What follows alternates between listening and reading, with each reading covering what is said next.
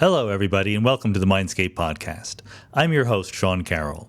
And I don't want to waste your time with banter today because we have a very special guest. We're very happy to have Wynton Marsalis join us on the podcast.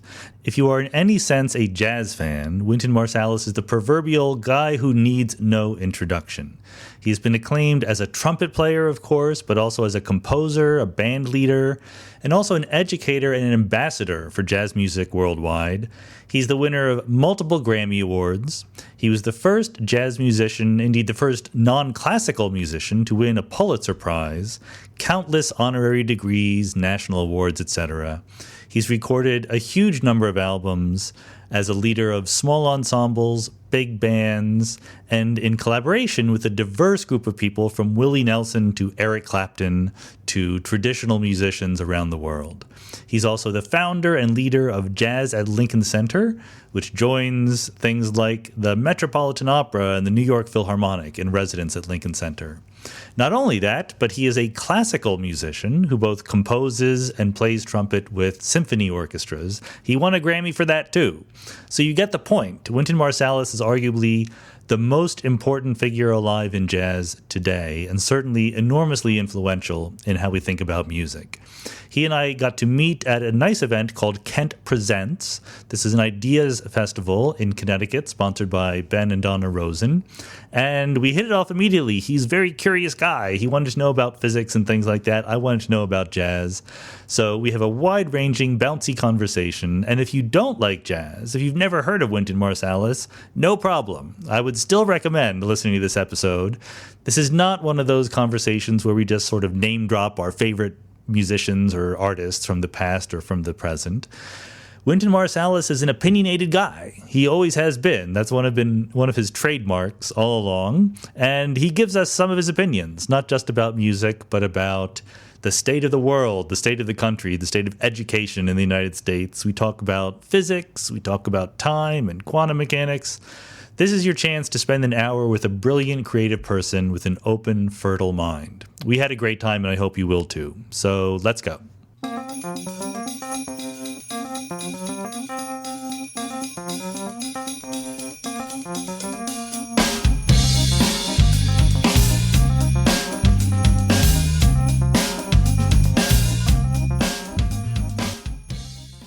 Wynton Marsalis, welcome to the Mindscape Podcast. All right. It's such a pleasure, Sean. Thank you. So I understand that your first paying gig was as a funk musician. Is that right? That's right.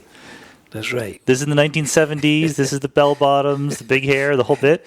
That's right. Early in that, yeah. We played an elementary school dance. An elementary school dance. Yes. All right. Were you recompensed for this? Did you get paid? Yeah, we got paid. We got paid $100. It was 5 of us, so it's $20 a person. And what were you playing? We played just stuff that was on the radio at that time, but we had learned like maybe 15 songs or 20 songs in 3 minutes.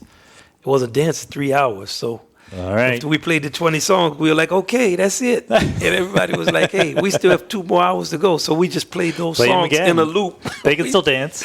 We played them in a loop over and over again, so we always laugh about that job. But there is something special about jazz, right? I mean, what in your mind is what makes jazz special? I think that the 3 fundamentals of the music, improvisation, to some type of grid. So you can improvise, but you have some restraint. Right. The swing, which means you're improvising with other people, and there are things that govern how you all will interact with each other. But those things, you also choose them. So if you're a heavy swinger, you choose to be in the groove and you choose to give some points over to people. If you're not, you don't. And then the blues, which is an optimism in spite of all evidence to the contrary. So explain that. And it's like in the words of a blues. I went down to the railroad, put my head on the track. I went down to the railroad, put my head on the track. When that train came along, I snatched my fool head back. So there's something in there. So the blues is sort of about living through life, right? Not giving up. It's living. It's about an optimism that's not naive. Right. And to say more about swing in particular, because, I've had talks with musician friends. I'm not a musician myself. I appreciate the music very much. But, swing is is, there's other genres of music that improvise. The blues is a genre all by itself, but swing is something that is uniquely jazz. Physics. It's relational. Right. And it's quantifiable. It's the reconciliation of opposites. So if you look at swing as a concept, whatever it takes for you to get from the I consciousness to the we consciousness is swinging. Now, when you embrace that in such a way that you're in a groove and you make all the little adjustments that are required to make to not just endure another person or to tolerate them, but you embrace them, then you're swinging. Yeah. So when you look at it as a concept, it is a 6 rhythm, ting, ting, ting, ting, ting, ting, 1, 2, 3, 4, 5, 6, 1, 2, 3, 4, 5, 6, 1, 2, 3, 4, 5, 6, against a 4 rhythm, 1, 2, 3, 4, 1, 2, 3, 4, ting, ting, ting, ting, ting, ting, ting, ting. Now on the micro level, where it shows up is if you start to play fast. So if you go ting, ting, ting, ting, and you go. You can't go taka taka taka taka taka. You have to go. You're shuffling. Yeah. So that's a 2 and a 3 also. So instead of it being ta ta ta ta ta ta ta ta, it's difficult. Yeah. To kind of to negotiate the feeling of that odd and even at the same time. It's the swing is the bass, which is the lowest pitch played in 4 on every beat. Match with the drums that's in 6, which the cymbal is the highest pitch and the pitch that you can hear the most. So you have all these extremes. Sounds like the drummer has a tough job there. The drummer has a tough job. It's the president. He can just choose to just bowl everybody over, but great drummers, they always say a great drummer is kind. They use their power very intelligently and sparingly. And it sounds like it's about, so much music is about tension in some sense, right? It's a competition between what you expect, the sort of natural, easy rhythm pattern versus a little bit of what doesn't quite belong. It drives you forward, right? Right. I'm interested in how you would see that in relation to some concepts that you work on where you have opposite things that come together and you say, man, these two things are together. I never would have thought these things come together too. Yeah, it's all over the place. Physics, science, right, is driven by what we don't understand. We try to leap into the places that we don't yet understand. Professional scientists don't spend their time doing homework problems, that the college students do. And so what is the way to make progress? It's to pinpoint two things that you both think are true, but they don't agree with each other. Right? And that's where all progress comes from. So the big one right now in physics is we have quantum mechanics and we have gravity, and they don't play well together. And they're in tension, right? And we're trying to figure out, is one of them better? Is one of them more fundamental? Or is it we got to start all over again? And it's sort of the source of creativity a little bit, right? And jazz seems to be much about creativity. Yeah, it's about creativity at the point of impact. I was also interested in your comments about time. Because in jazz, you live in the future. You progress from the future to the past. Okay, so that's like life. Yeah. You're in the future, but you're going into the past. You're moving forward into the past. You're not moving forward into the future. Now you're gonna have to break that down for me. Okay, you are in the future. Like now, the future's past. Okay, so we're all in the future. Good. The future, we're in that.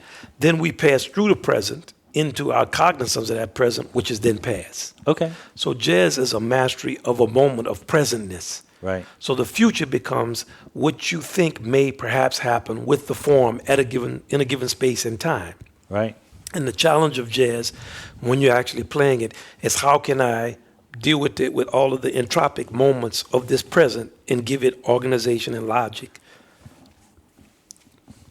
And give it organization and logic and form with a group of other people who have no idea of what they're going to play until they play it. Well, I wanted to ask you about this. So there's the individual improvising and there's the group. Let's just do the individual first. I think that's probably easier to wrap our brains around, right? Do you go into an improvisation, to a solo with a plan, or is it literally right there what you're feeling? I never do that. Yeah. Every person is different. I like to be present, so I don't have a plan. My one plan is to take thematic material and develop it in some type of interesting way to me. So and is that the chords or the melody? The chords are the playing field. It's like a football field. Yeah. You know the what arena. it is? That's the arena. So you know what a football field, the sidelines, the harmonies progress in a certain way, and there's some alterations, but they are the harmonies. Right. And they're laid out in time. So like you look at a clock, usually it's 12 numbers, and you know where you are. When you look at those hands, you know that's how a harmonic form is. Right. You know where you are by the progression of harmonies. And you also where know, you have to get back to. You know when you get back to the top, but the top may be different, but the harmony is basically the same. But it's because chords have different root notes, and they're also a way to substitute chords. It's kind of like the directions to your home. You give me 50 sets of directions that incorporate different streets. Yeah. And the general direction will be, or the different ways you can express an equation with different numbers. We're playing on that playing field. So now we know that. Then we have to be in time. And the concept of time in jazz is probably the most kind of physics related. Right. Because you're not in time, like 1, 2, 3, 4 time. You're in what we call swing time. Mm-hmm. And it's not being on time, it's being in time. And that time is like a wave, because everybody is tugging and pulling at it. Right. Right? Yeah, and that's when you mentioned how important it is in physics, that's exactly right. Like so much of physics is about waves and the resonance, the beating together, and the interference when they're going in different directions, right? Well, I'm more interested in what does the degree of interference determine something about the wave, or does a wave just continue the way it is? Yeah, it can be either way, right? So I think that physicists love to start with the simplest thing first, right? So the simplest thing is, the waves, if you have two different waves and they're coming into the same place, they do their own individual thing, and then they keep going. And at that moment, they might interfere or constructively interfere, which is a sort of contradiction in terms, but it means they add up together, right? So we teach our students that first, and then the next thing we teach is, well, what if these waves are talking to each other, right? Like, what if they interact with each other? And these days, we think our best theories of the world are quantum field theories, where the world is this collection of fields pervading all of space, and what we think of as particles are vibrations in these fields, right? And if you make a new particle, that's because in fact, the analogy I use is if someone's playing a piano and there's another piano in the room, the other piano starts humming a little bit, right? That's how you create new particles in particle physics. Kind of sympathetic vibration. Exactly that. That's right. That's exactly what jazz is like. Like a lot of times you can anticipate what somebody is going to play, or you can feel them a certain way, and sometimes they do the opposite, and that's okay too. Yeah. Like it's really a lot. It's like super conversation. No wrong notes, right? Yeah. There are actually no wrong notes. They're only awkward moments and non-resolutions and lack of confidence, and you have to hear your way out of problems. Right. It's kind of like you're having a conversation and somebody is awkward moments. Dealing with an awkward kind of, But it's fascinating when you get a lot of people improvising who really can play how they all hear and interpret the moments, because it's successive moments of crisis. There's always a crisis. Right. Every moment is a crisis. And when the band stops, it's a break and only you play. Then it's really a crisis for you, because you have to maintain the momentum and the identity. Can't lean on everybody else. No, they're gone. Then they come back in. So our thing is really about mastery of time. And the mastery of time is an individual thing on one level, but in the jazz sense and in the swing sense, it's mastery of the fluctuations of time with other people. Right. Yeah, and that's where swing comes in. You're That's what pushing swing up is. and against the obvious regular beat. Right? You're right. You have the obvious regular beat is a constant that you all know. Right. But the swing is all of you all's interpretation of that constant. Right. And how you can negotiate that constant and make it feel good. And sometimes these solos can get pretty long. You can go on for a long time. How much of it is conscious, would you say? Like, could you even remember the solo that you played? No, you can't remember it, but it's conscious. Like when you speak, it's conscious. Okay. Like you weren't using notes when you lectured the other day. Right. But you knew what you were talking about. I knew the general outline of what I was going to say, but I had a plan going in, right? And the form gives us a plan.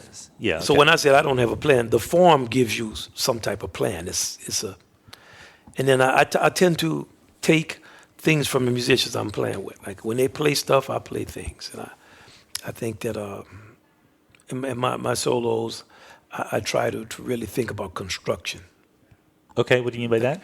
I mean, how am I going to get from this point by turning phrases around, or how am I going to make a cohesive and coherent statement. You're telling a story. How am I going to tell that story? Beginning, so middle, that and you end. can follow it. Right. That's and right. how can I get all these little subplots and interesting things and change the emotions of different moments and add things And it is usually in this group context, right? And as impressed and overwhelmed as I am with a master improviser, I'm even more impressed that people can do it together, right? Yeah. And how much of it is, I see on the bandstand, people looking at each other, like the players, and like how much communication? There's a lot. Is it planned out? Is it really just you sense it? No, there's so much communication, and that's what I love the most about playing is playing with other people. There's so much communication, like shifting beats. Are you ready to end your solo?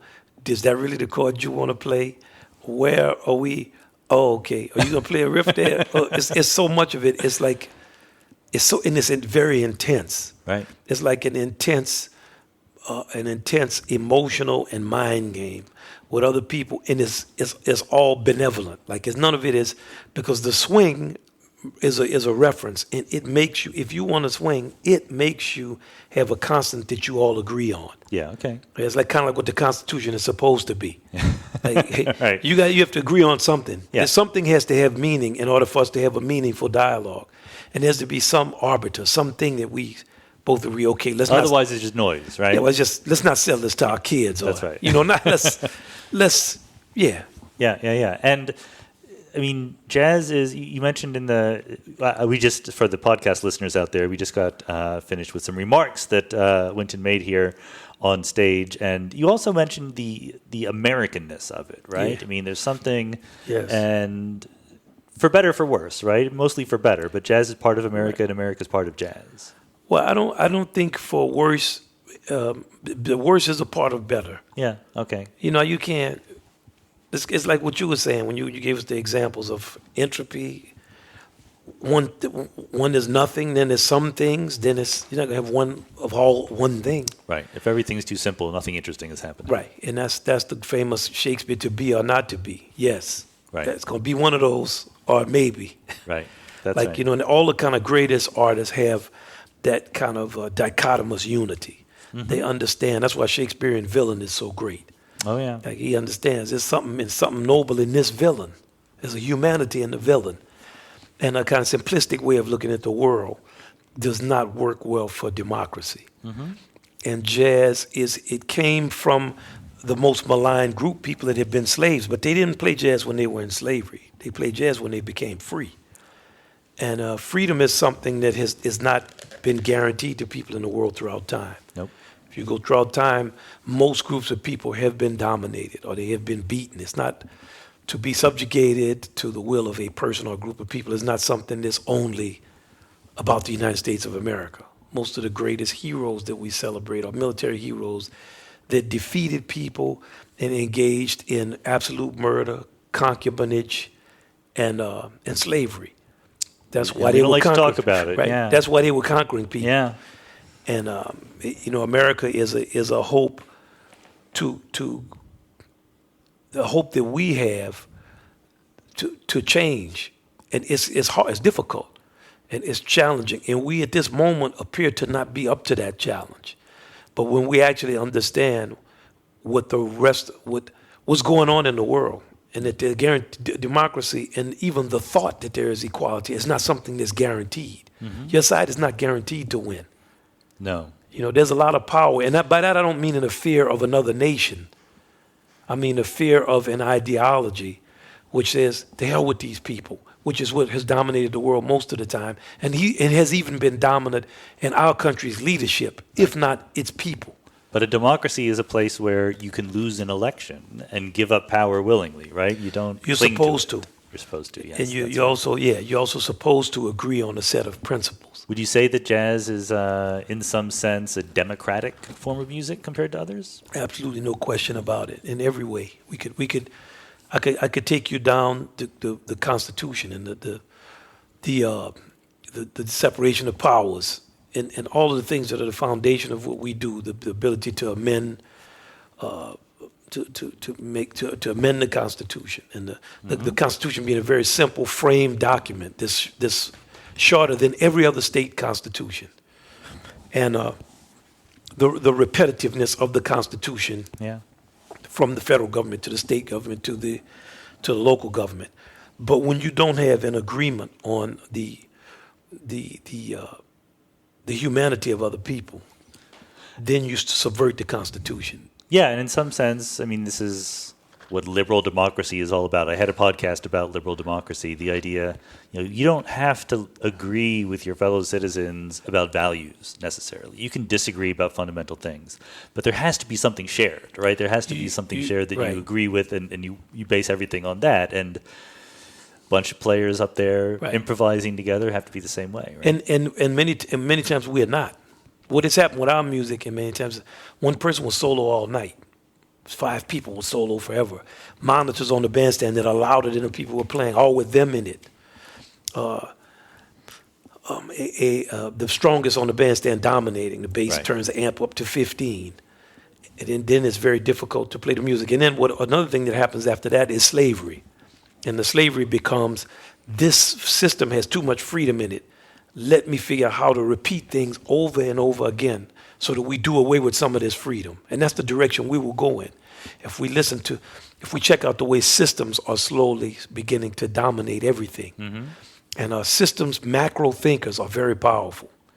And we don't realize that when you play a system, a very intelligently designed system out to the furthest extreme of its efficiency, many of these systems don't include people. Yeah. It has to be something else. Just the machine. It's just a machine. It is just, we don't need you. Then after we don't need you, we don't want to see you. And so you're saying we can think of jazz as a little bit of protest against this tendency when it's at its best. I mean, even in jazz, right? In any form of art, you can always denigrate into something where it's a great man with an ego. Yeah, a lot of it, though. A lot of the tenets and the best of it, the recorded history of it. And jazz is also not anti the machine. It's not, we're against the machine. We're against the abuse of tools. And we are for the basic principles of our way of government. And our music has a history that demonstrates that. Mm-hmm. Duke Ellington's orchestra demonstrated that. Benny Goodman's orchestra demonstrated that. Dave Brubeck's ensemble, John Coltrane, Art Blakey and the Jazz Message. We have people after people, Charles Mingus. And they were also able to express that and did express it. So it's not something we're speculating on. Yeah. And so jazz has a interesting position in history in the United States and right now, right? I mean, there's not a lot of radio stations out there that play primarily jazz. I mean, you've been as influential as anybody in not just keeping jazz alive, but keeping it vibrant and making sure that people are educated about it. I mean, how important is that to you? It's very important for us to be educated about our country. We've stopped civics. We have to understand that for a democracy to work, we have to be rabid about education. Right. Rabid, not about propaganda. Because I'm not a kind of left-right person. Right? I laugh at all of that. Because for me, it's like subterfuge. It's like you and your friend start a fight in a store, and another one of your friends is going for the cash register. Now, all you got to do is get a black and a white friend. Call each other a name. Everybody's looking at it. Yeah. That's all fake. Like, it's not... People are making money and they're exploiting. One of the biggest problems we have, and it happens in jazz, is the greatest players have to sacrifice for lesser players. Like the great Art Blakey allowed me to learn on his bandstand. I wasn't bringing anything to him. He had to be willing to sacrifice for me to learn. When you get the most educated class waging war on the uneducated class, man, you have a hard time. You're not going to get the same thing that you get with the Ku Klux Klan or somebody shouting and calling people names. Yeah. You're going to get contracts. You get the subprime loan scandal. You're going to get all the things that you see that are systems that play out on people who can't assess their position in space. Mm-hmm. I mean, were you... I probably know the answer to this, but how much of this was in your brain when you were 12 years old and first learning to play the trumpet? A lot of it. Yeah. I didn't know it was about playing the trumpet, but my mom and my daddy were very conscious because my father's a jazz musician. And just so anyone knows, you're from New Orleans. I'm from New Orleans. So you're a New Orleans guy. And my mother was very conscious about reading, staying on top of stuff, being engaged. My father was very conscious. So I would always just be around listening to all of them talk. Uh-huh. And I didn't understand, of course, what I understand now, but I knew that you needed to know about the country. You needed to follow things. You needed to be, and that was in a time of consciousness. You know, I was a kid through the 60s. So people were conscious. Yeah. It was something that was talked about, right? The pop music was conscious. Even if it was just Stevie Wonder's music, Marvin Gaye's music, what's going on for just the average kind of citizen that's out here that doesn't have an artist's father or mother. They were still engaged in making things better and being a part of a larger thing. Right. We lost that momentum, of course, over time because it's difficult to maintain that level of engagement with each other without being predatory. Mm-hmm. We celebrate predators. Well, it's natural to sort of devolve into conflict, right? Like we try to talk to each other, we try to disagree. Again, this is something that I hope the podcast helps to spread, the idea we can disagree, still be friends, go out for the beer after, whatever. But it becomes harder and harder, especially in a very shouty age that we live in. A shouty, ideological age that is not respectful of any fact. That's also true. That is right. There has to be some fact that we agree on. We're in Louisiana. Okay, that's a fact. Let's just start with that. Yeah. And that's why I try to explain things in a human context. Like the musicians I knew, whether I argued with them or not, when we talked to each other, we were talking about human things, right? Not my philosophy about their style of music. It was my mama is dying, or, you know, my son told me the other day, or can you believe that I had dyslexia and I was always ashamed, or you know what I mean? It's human. Oh, absolutely. I mean, when you try to be a communicator of science, even though science is based on facts and you should all agree them, if you really want to get things across, you have to be likable. You have to relate it to people's interests, right? Mm-hmm. You know, people care about what matters for their lives. That's not surprising at all. But that's what you're wonderful at. Like when I first talked to you, you're very approachable. I started asking you about entanglement and will the universe just continue to expand? Yeah. And you started to give me very concrete kind of breakdowns of what something was in a way that I could understand it, and you're friendly. I think it matters, you know, and honestly, to give credit where credit is due, my wife gets a lot of credit for this. I'm a scientist by training. She's a writer by training, so she's helped me in the communication skills. But so you went from this kid in a sort of household where all these ideas were talked about, in a very musical household, obviously, playing all sorts of things. Now you're the director of jazz at Lincoln Center, and that's a responsibility, right? That's not, I mean, how do you think of that role? I mean, you're a musician, you play the trumpet, you're a composer, but then you're also an ambassador, right? Yeah, I'm honored to be in that role. You know, I mean, I love people. I like to talk about the music and to be a part of people's lives and to recognize other people. Jazz Lincoln Center is our basic tenets of what we do. We entertain, we educate, and we advocate for jazz through performance, through education, and through advocacy. We try to bring people together around the music. We have a very simple kind of down-home type of welcome vibration, and we have no generation gap. Oh, is that no true? Segregation. Okay, I was going to ask about that. Yeah, we stress no generation gap, no segregation, and all of our music is modern. Uh-huh. We don't separate it into kind of time periods. We believe the music does have fundamentals. We don't believe everything that's a horn is jazz. Yeah. Okay. But we're not against things that are not jazz. We just are in favor of jazz. And we've been blessed to work with, I mean, we've collaborated with so many musicians in different cultures and played with tell some of your favorites. Man, I could just tell you a couple of stories. One is a great master drummer from Ghana, Yakub Adi. He passed away. I did a piece called Congo Square with him. It took me 10 years to write this piece. I used to play rhythms I couldn't figure out because his style of music, they play in 2 times at once. Ah. So I'm counting and doing all Western. And then a kid who I had taught when he was younger grew old enough. He started playing with our orchestra. His name is Carlos Enriquez, and he's from the Afro-Latin tradition. So he grew up playing on claves. Yeah. So we're close enough. Like he's really like my little brother. So he was always in my house. So I said, man, why is this sad? And we put it on. He started to interpret like kind of with the claves, you're doing this. This is where one is. This is what we need to do. He could translate for you. He could translate for me. Yeah. So he translated for me. And Yakub, once, funny stories, he was playing a rhythm. He said, brother, this is a royal rhythm, a royal rhythm. I said, it don't sound royal to me.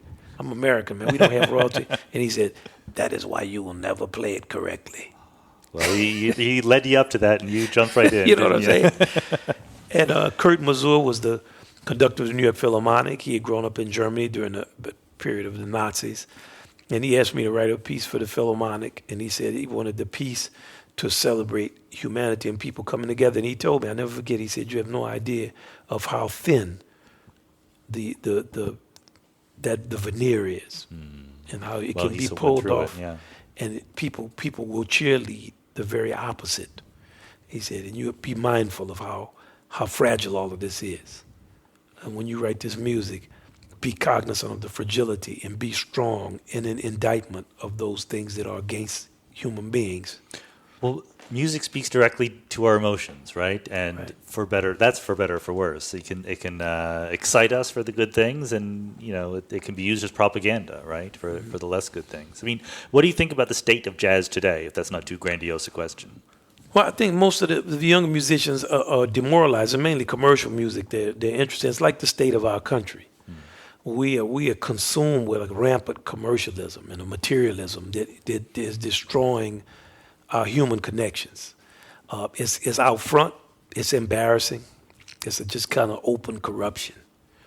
And we have to get on track, and we're a long way away. It's not because of the president. He's, of course, a shining symbol of it, but it's not because of him. That, yeah. It predates long before that. Yeah. And I don't like when it's reduced to him, because it keeps us from addressing the issue. There's deeper things going on. Much deeper. Than one guy, yeah. Much deeper. And we have taught it to our kids. We've used them as a market. They're now being sold to and exploited from a very young age. They can't defend themselves. We're not defending them. And music is a large part of the exploitation. Now, pornography is a fact of kids' lives. It leads them into their rituals of courtship and their development. Of course, I'm from an older generation, so I don't understand all of the nuances of it. The Tinder and everything. But I mean, no, it's not even so much a specific thing. It's just how many acts you can see. Right. Every generation lives in a different world. Yeah, everybody says that, but, it's like you're working on a heart attack till you have it. And you tell somebody, man, you have a heart attack. They say, I haven't had one. Okay? You haven't had one, but there's going to come a point where the kind of descent you're going to reach, there's a thought that because there's always misinformation and the conflation of fact, and there's always a kind of alarmist, the past is better. You touched on that too. Yeah. I love one thing you said. I took my notes, I could get it on my phone, but you said there are more, the gist of it is that there are fewer plausible pasts than there are possible futures. Exactly. That was what you said. That's so right. I love that. That's right. Yeah. So the tendency is to always think the past was so glorious, and I'm not coming from there at all. Yeah. You got to be forward thinking. Yeah. I'm just saying that our kids are not a market. Right. And our celebration of the market and of money has damaged our sense of the primacy of humanity.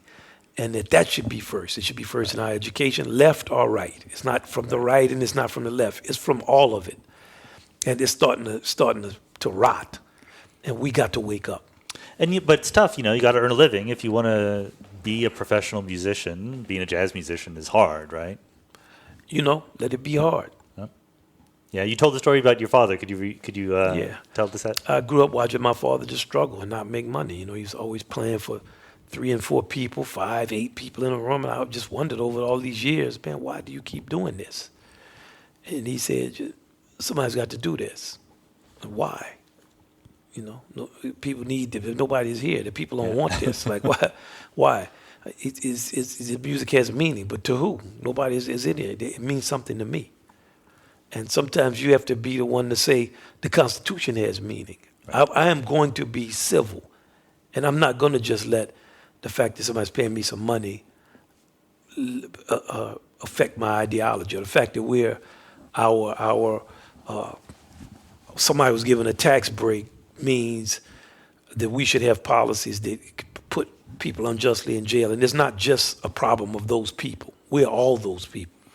And that kind of super consciousness, we don't have that type of leadership. Not because of the president. No, I get it, yeah. And in no way am I a supporter of the president's agenda, social agenda. In no way. You can't come from my background and support using people, Mexican people and, Arabs and black people. You can't support that coming from where I come from. But once again, I don't want to pin a national problem on a figure that is actually doing the bidding of a large part of the nation.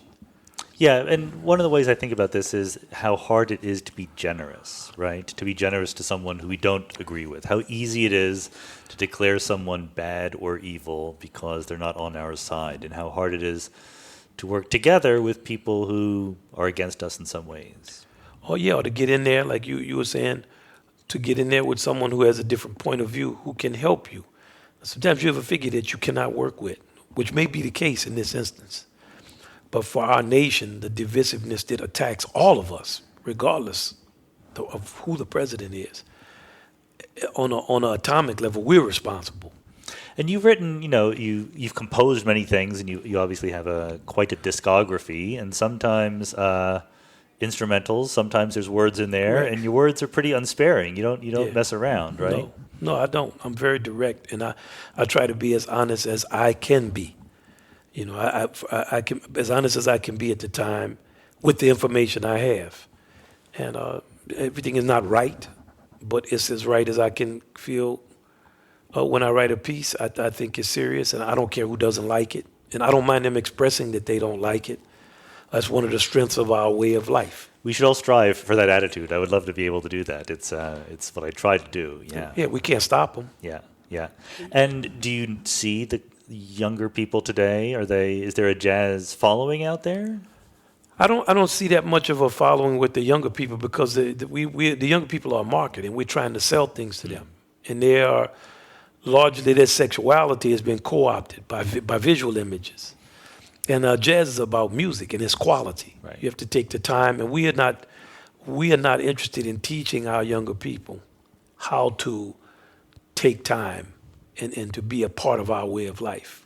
I do think there's room for optimism in the sense that technology, et cetera, has given people more room to be creators, to be, innovators themselves. Is that too optimistic? Am I whistling Dixie? No. I think there's always younger people. I teach a lot of students, and I always tell them what they're going to do. I cannot see that.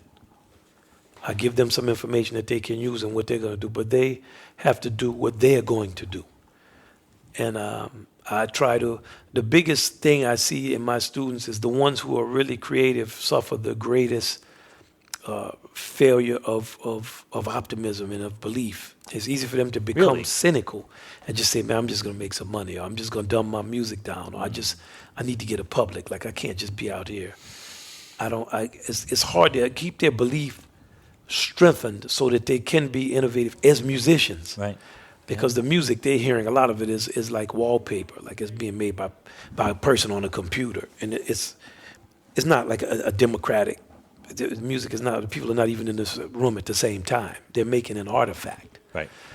Which is can be very creative. Human beings are creative in anything we do. It doesn't matter. For jazz musicians, it's not optimal for us because our music is very much human.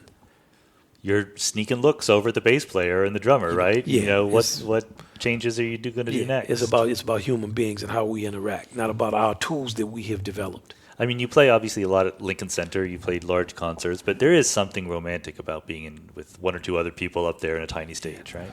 Yeah, I love it, but I love it in any context. Okay. Just, it is, of course, when you're in a small place. I mean, it's also, for me, it's how I grew up. So a small place with no people in it, I'm at home. Man, I get down there at 2:30 in the morning. Yeah, exactly. That's what I knew. That's jazz time as far as I'm concerned. That's what I knew.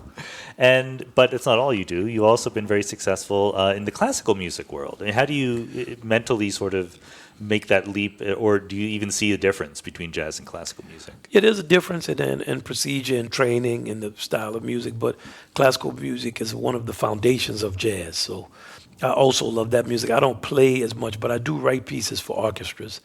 And I use the experience I had playing for many years. I love playing in orchestra, playing all the great orchestral pieces. And I do feel that's a library that is so phenomenal that we sell that library short. I always wonder, never forget about the power of this library. So what are some of your favorite classical pieces? Man, I can't. I could start with any symphony of Haydn, all the Beethoven symphonies, Beethoven string quartets, all the Bach's music is great. Doesn't even matter what you listen to. Palestrina, Pope Marcellus Mass. I like the name, but that's an unbelievable piece. Bartok, Concerto for Orchestra, Stravinsky, whatever you take your pick. Ligeti, it does make. I mean, you can just go on and on and on. It's a fantastic Brahms, fantastic library, Mahler, Strauss. Yeah. I'm very thankful that I was able to develop the ability to hear that library in high school, because when I started, I couldn't hear that kind of music at all, and I thought it was only for white people. But to be able to overcome that ignorance and that prejudice and actually listen to the music, it's akin to a person who doesn't know what jazz is. Like, if you can get to where you can hear John Coltrane's music, Thelonious Monk, Duke Ellington, Count Basie, and it's a struggle. You have to work on it. But if you get to where you can hear it, it's so many unbelievable riches. And classical music is, Shostakovich. Shostakovich 7th Symphony.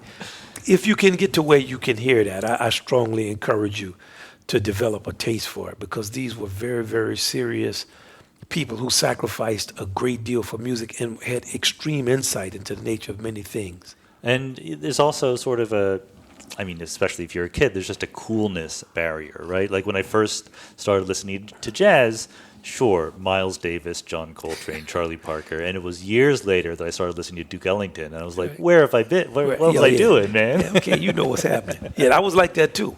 I didn't like Duke. Big band music, man, like Geritol, exactly, old people. Right. That's like your grandparents listen to that. So we have the same experience with it. And with that kind of quality music, I feel of any tradition, it could be tango music. I was listening to my man. Like, I always forget people's names, but I was checking out my tango orchestras from the 1950s and 60s, and I was like, man, listen to this. And the Brazilian music of Moacir Santos. There are these figures in every culture that were deeply engaged with the music of their culture. Yeah. And they created things that when we touched them, Horatio Salgan is the person I was looking for in tango music. And when you include them into your listening, they lift you. Yeah. And do you incorporate classical elements into your jazz composing and vice versa? Sure. Yeah. Yes, it's only natural you would use contrapuntal elements that come from classical music, harmonic devices, orchestrational techniques. Why not? It's what you're talking about, the physical universe. No, I know it's all the waves, but would there be the kind of improvisation that you do in jazz that would sneak its way? Sometimes pianists, right? Yeah, when you write for classical musicians, an orchestra. No, but I had an idea for one the other day of how could you get everybody to improvise, not in a vocabulary that's jazz, like in a rhythmic vocabulary, and in a non-harmonic vocabulary. I figured out how I want to write a symphony that's all with a lot of improvisation in it. You have to figure out the improvisation not in the jazz context. Right, exactly. You can use the same forms, but you have to give the different sections because you have 70 people. It's like we said, improvising multiple people at once. Actually, you said something earlier today that was fascinating about just, two trumpet players up on stage. And the phrase you used over and over again was sharing space. Right. And that's the trick, right? Yeah, to share space is complicated. You and your wife. Yeah. You and your brothers or your sister. You and yourself. How can you make space for yourself? Now it's two of us, so there's less and there's more at the same time. There's less for us to eat, but there's more. Right, yeah. There's more variety, there's more inspiration, there's more tension, creative tension. That's growth. Right? Yeah. But that's why so much improvisation is done in the soloing context, right? I mean, how often do we get 5, 6, 7 people literally improvising? Well, very difficult, but if you get 5 or 6 different functions, you can get it. Yep, okay. But if 5 or 6 of them are playing in the same functional space, same role, it's very hard for that to sound good, unless that's the point of it. Right. Then it can sound great. Just this is a texture of 5 or 6 people soloing. And you've also played with country artists, with rock and roll artists. I only found out last night when I was anticipating this interview that you did a whole album with Eric Clapton. Right. And we were playing blues. Yeah. Well, there's a common language. It's right? a common language. Our language is so much more common than the language we spoke with Yakub. I mean, and with somebody like Eric who loves blues and has studied it and played it, he said we were going to do King Oliver's band orchestration with blues songs. So the basis of rock and roll is blues. Yeah. Rock and roll started as shuffles that Count Basie's orchestra would play, which became played by Louis Jordan's band, and then it went on to be that. Later, it became segregated in America, and it stood for white, but that had nothing to do with the music. I remember, so I was growing up 70s and 80s, just a little bit after you, and Living Colour? Of course. And I was a huge fan, and I was like shocked to learn that here was a rock and roll hard rock band. They were all African American, and people objected to that. They're like, "What are these African Americans doing playing rock and roll?" And I was like, "What? Where did you come from? Isn't that where it all originated?" Yeah, I mean, I don't even. There's so many different kind of people. I used to have a friend. You would say, "People said this." And you say, "There's a lot of people." There's a lot of people. People say things. Yeah, they do. Yeah, I remember Vernon Reid. I think. Yeah, Vernon Reid was the guitarist for Living Colour. Yeah. Yeah, I remember. Yeah, in New York in the '80s. That's right, exactly. Yeah. And now you waded into hot water recently, right? Talking about hip hop. It's not hot water to me. No, it's good to like the hot water. But so, what are your feelings about hip hop for those? I was not speaking of hip hop as a field. I was talking about specifically the use of certain words that I don't like. Right. To be mainstream words. Yeah. I first started saying that in 1987. Now it's 2018. So the public has made its decision. They like that. They want that. Let's not forget the minstrel show lasted for 100 years. Yeah. If you count 1840 to the end of Amos and Andy. There's a taste in our country for that. I don't share that taste. Right. So if it gets me in hot water because I say I don't share it, and they want to truncate what I'm saying to be a blanket indictment of hip hop and make it seem irrational, there's nothing you can do about that. Sure. I'm grown. You got to say what you think. I'm a grown man. Right. And I believe that those words are destructive, and they have been destructive because they've been out here for 30 years. They didn't just get out here. The nation has chosen. They like that. Okay, I have to live with that, but I don't have to like it. So you think it's a coarsening? I think what you think. Yeah. We all think something. All we have to do is look at it. We don't want to be attacked, but we all think something. So there is socially conscious hip hop. There's poetry in hip hop, but right. I'm not talking about winning, that kind. Right? Yeah, I'm not talking about that kind. Yeah, exactly. And I'm not talking about it itself in a blanket, in any type of blanket, kind of crazy, unintelligent way. Yeah. Whatever it is that's unintelligent, that does not account for the fact that there are many different kinds of a thing, I'm not talking about that. I'm talking about what is in the mainstream from a linguistic standpoint. And I'm not even commenting on it musically, which I'm qualified to, but I'm not. That's not what I speak about.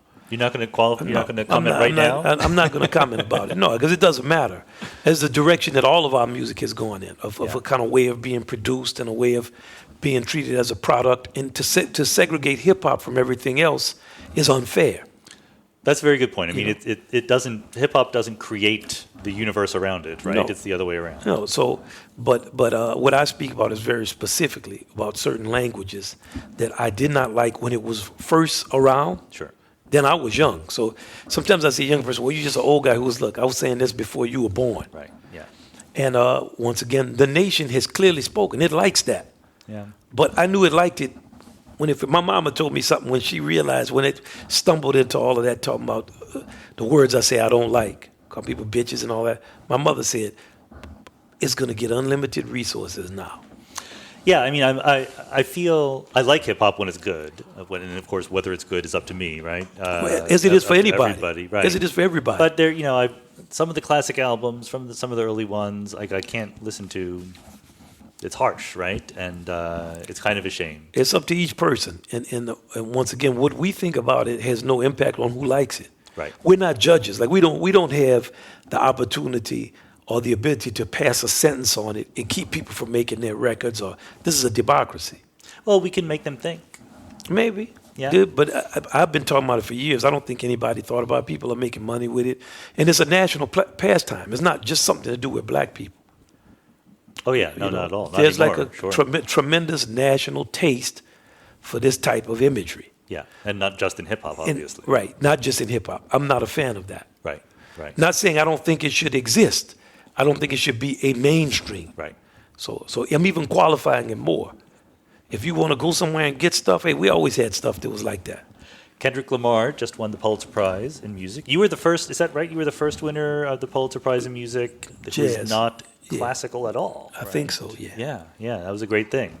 And, it's I don't know a lot about that world. To me, it's probably similar to the Nobel Prize in the sense that there's a lot of bad things about people chasing prizes and things like that. The prize doesn't always go to the best person, but maybe it can help bring some attention to some good work. Yeah, I don't know. The prizes are prizes are as serious as the rigor at which people who hand out the prizes have about them. Right. I think it's good for people to win prizes and to celebrate other people and to show up at shows with tuxedos on because it's fun. I totally agree. And it doesn't mean anything larger than that. Right. I don't really look at it. I remember when I won 2 Grammys, my father and mother came out to Los Angeles, and there were many other people who should have won, could play better than me.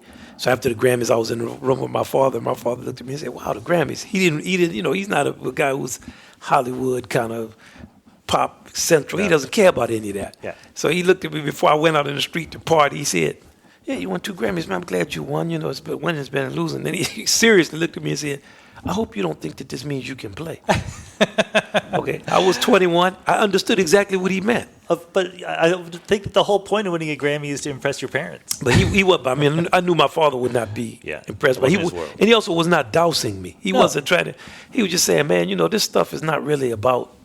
It's fun, but it's not about nothing. No. Like you need to learn how to play, son. You play okay, but you're not the best anything."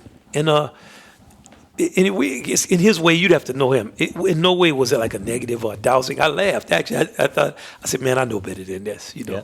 We go out and party and have a good time. So somebody's got to win these awards. Yeah. So I think I congratulate people when they win awards, and we keep it moving. There's going to be another award next year, and it's not.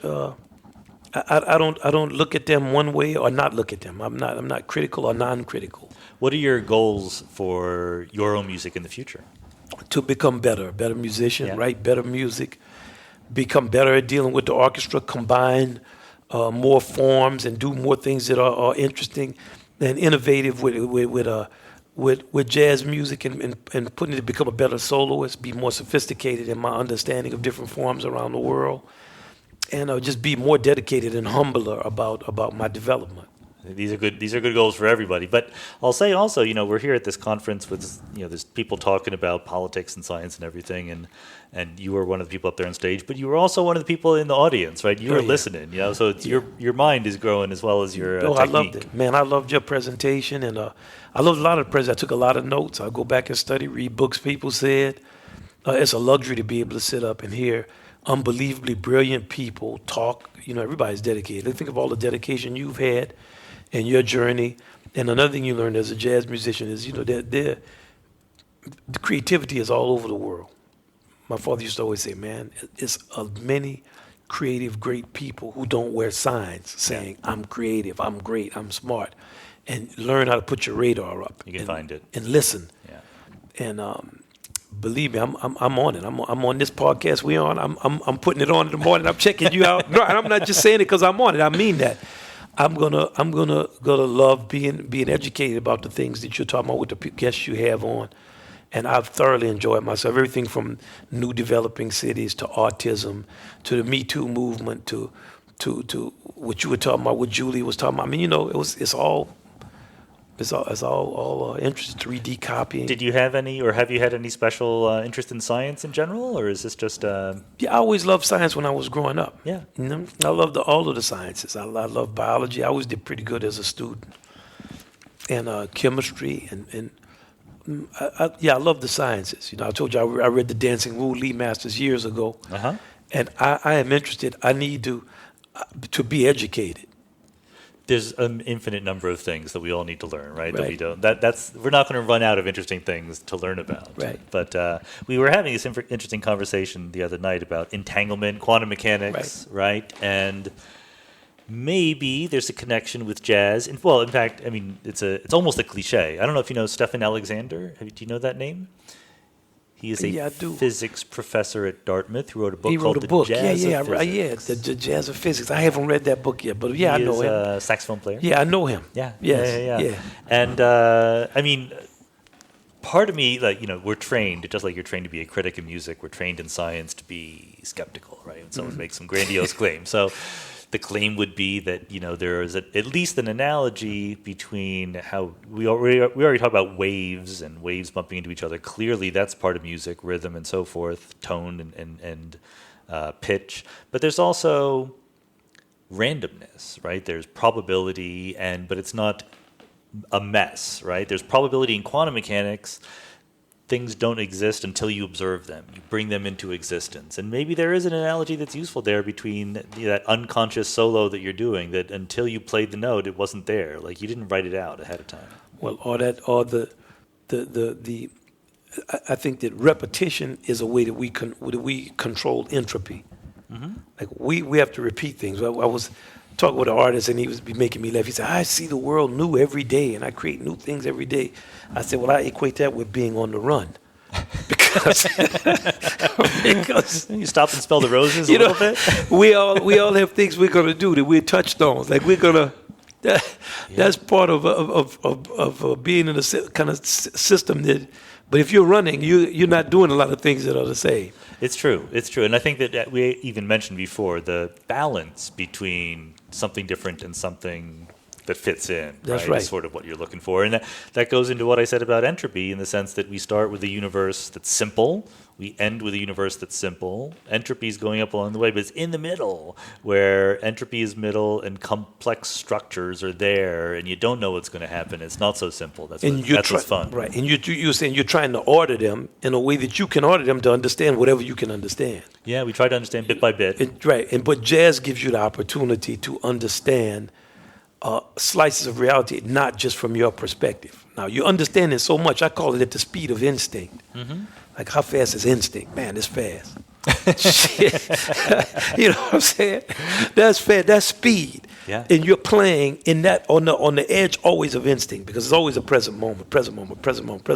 And you're trying to command that present, like riding a wave. Right. And you're just going on that wave, and there's other people. The presence of other people make you all have, it's like a hydra. And you're perceiving them, and you're perceiving the form, and you're perceiving the audience, and they're perceiving you. And it's all going on, boom, then it's over. Then you can listen to it and assess it. When you're playing it, you can't. Right. I mean, do you ever just trance out? You're just like playing, you don't even notice what's going on? I'm always like that. I'm only listening. Like, I'm listening so intensely and trying to it's like you're just looking at something in the space. Yeah. Like Dizzy Gillespie told me, he asked Louis Armstrong, called me once at 4 o'clock in the morning in Los Angeles. He said, are you up? I said, of course, man. Of course I'm up. It's only 4 o'clock. He said, man, I remember I went to the ophthalmologist, and he said, when you want to play low, look low. When you want to play middle register, play. And when you want to play high, look up high. And Dizzy told me, he said, man, I started doing it. I said, wow. I asked Louis Armstrong one time. I said, Pops, why you always looking up high? What are you looking for? And he said, Pops told him, I don't know, Brother Diz, but I always find it. He was looking for some high notes up there, right? He's looking into the he's looking up there where his stuff is. Sometimes I tease a musician, we're on the bandstand, and I see them looking at it, and I know what they're looking at. And I'll say, look at it. Look at it. Focus on that. Because they're looking, when you're looking at a point in space, you're not looking at anything, but you're trying to just hear and perceive everything that's going on and order it. And figure out, where do I fit into this? And it's such an unbelievably exciting thing when it's done well. And it's, I wrote a book about time and the nature of time and how clocks tell time and everything. And our bodies are full of clocks, right? Our bodies are full of things that do the same thing in a rhythm over and over again, whether it's our heartbeat or our breathing or our nerves bouncing back and forth. And I think that really good music, whether it's jazz or classical or whatever, it feeds into that and draws from it, right? It's like the rhythms inside us come out in some interesting way. I would love to see. I would love to get I'm gonna get the book, but is it Do you talk about all the different clocks that are in the body? I mean, if I looked at it, would it give me an understanding of what they are? No, but I have friends who know that stuff, right? Yeah, I'm just a physicist, but the body is far too complicated for me. But it goes into some things can be taught and some things are just kind of in you. I don't want to say they're inherited, but they come from places we don't understand. It's instinctual. Right? Yeah, it's instinctual. It's a thing. Like in jazz, we call it a thing. Yeah. Hey, I got that thing. I sometimes for the podcast interview neuroscientists. Did anyone ever try to put you in a brain scanner while you're playing, while you're improvising? Somebody was talking about doing it with a band. Yeah. But we didn't do it. I would love to do it. Well, David Popple, who's I'll hook you up if you want to do it. I would love to do it. So, because his thing is, there's different ways of looking inside the head to see what your brain is doing. Now, I mean, this is stuff that we've developed over the last couple decades, right? So you don't need to do surgery to peek into the brain. You can do an MRI, which will show you where in the brain things are happening, but it's very slow. So even if you're just talking, forget about improvising, forget about playing fast, you don't know when it's happening. But what you can also do, what's happening in the brain, right, are these chemicals zooming around, and they make little magnetic fields that pop outside your head, and they can measure those right away. Man, I would love to see that, what it would be like for a band really playing and improvise. I would love my students to do it. And I told you I want you to talk to my students. They would love it. I got great students at Juilliard. I would love to do that. Yeah. And, I think it's coming because brain-computer interfaces. I think this is a common theme for me, but I think that, one of the things that's going to change the future is our ability to forget about our fingers, just go right from the brain to the machine or whatever, and go back and forth. And it might be very, very slow, and it might be 100 years from now, so that's okay. I'm a physicist. If it's 100 years, nothing, right? But I think that, it'll be interesting to see how we learn about music. We learn about what it means. Some people less musical. Like I can't sing a note, but I love listening to other people sing. It's great. So, Wynton Marsalis, thank you so much for this fantastic conversation. Man, it's such a pleasure. I have so much respect, and it's an honor and pleasure. And keep the journey going. Yeah. Yes, sir. That's what we both doing. All right. Thanks, man. Yes, sir. Thank you.